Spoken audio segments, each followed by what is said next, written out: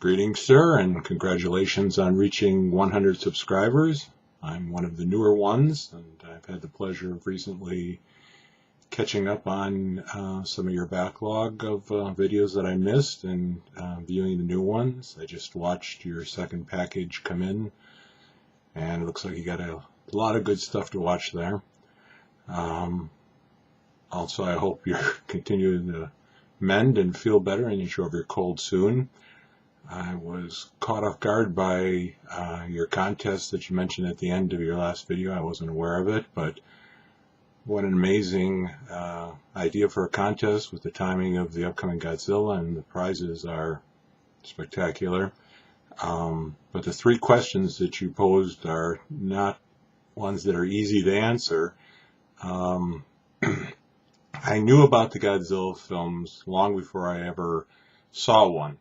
I read about them, I saw them in magazines and books, but I don't think I saw my first one until I was 7 or 8 years old, in answer to your third question.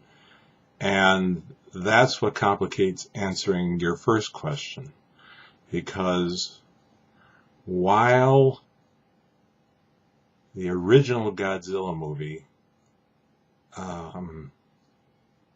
is probably the obvious choice, and it's the one that I could watch over and over again. Unfortunately, I have my old VHS copies of Godzilla. I never made it to the DVD. I think I did, and I lost it in a move, but I never replaced it. These are, of course, are the American version. I have seen the original Japanese cut, which is, I think, superior, although I grew up on the American one, and it means a lot to me. And so I really want to choose Godzilla, and it's the one that should be my first choice. Unfortunately, the one that I'm going to say is one that almost everybody hates. And it is my favorite because it is the first Godzilla film I saw.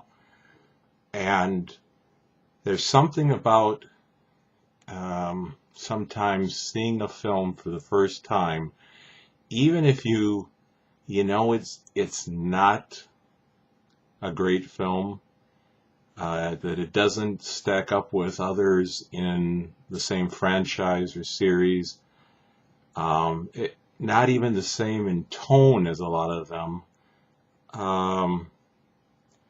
The film I'm going to have to choose is Godzilla's Revenge. Now, before you stop watching the video that I'm making here, the entry, I'll give you my reason, beside the fact that it's the first one I saw. I know it's a lot of reused footage. I know it's a kid's film, but I think that those aren't necessarily bad things. This film came just at the right time for me. I'm pretty sure I saw this, I would have been 8, I think, when we moved to Wisconsin, and it wasn't an easy transition for me as a new kid in town.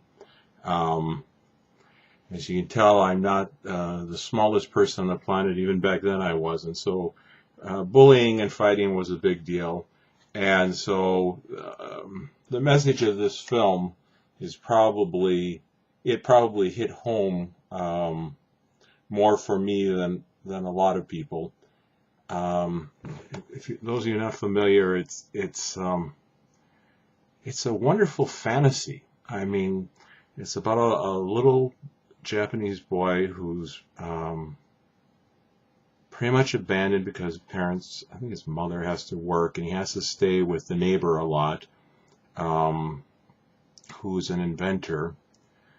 And he has this vivid imagination where the monsters in the Godzilla verse are fantasy. They're not real, but to him they're real, and they're on Monster Island, and he creates a machine that he can talk to them, and when he sleeps, he dreams about his interaction with them. And the story intercuts between his life, with his parents not being available. His father, if I remember right, drives a train. His parents not being available, and him being bullied, and having to spend so much time alone, and having to work out those problems on his own. And the monsters in the story, he makes friends with Godzilla's son, and the monsters help him work through the problems in his life.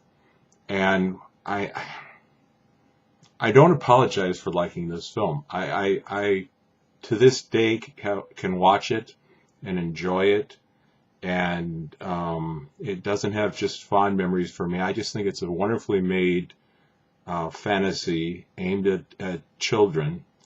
It is fun, it's imaginative, the cast is likable, the child actor does not get on your nerves. He's spunky, and he comes across as whiny in the beginning, but that's the character, and he grows. The neighbor is likable, the toy maker inventor. You feel for the parents. They have to work, and while the original Godzilla is always going to be my go-to film if I have a choice and I have a copy,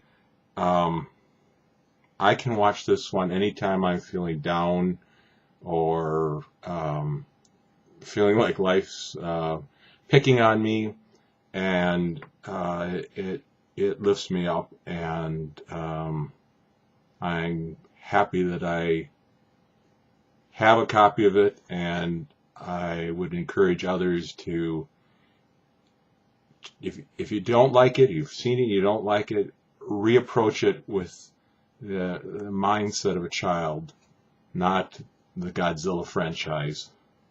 And if you haven't seen it, watch it with a kid and just have some fun. Good luck on your next 100 subscribers. I'm sure you'll have no problem attracting them. And like I said, get well soon. Thank you. Bye-bye.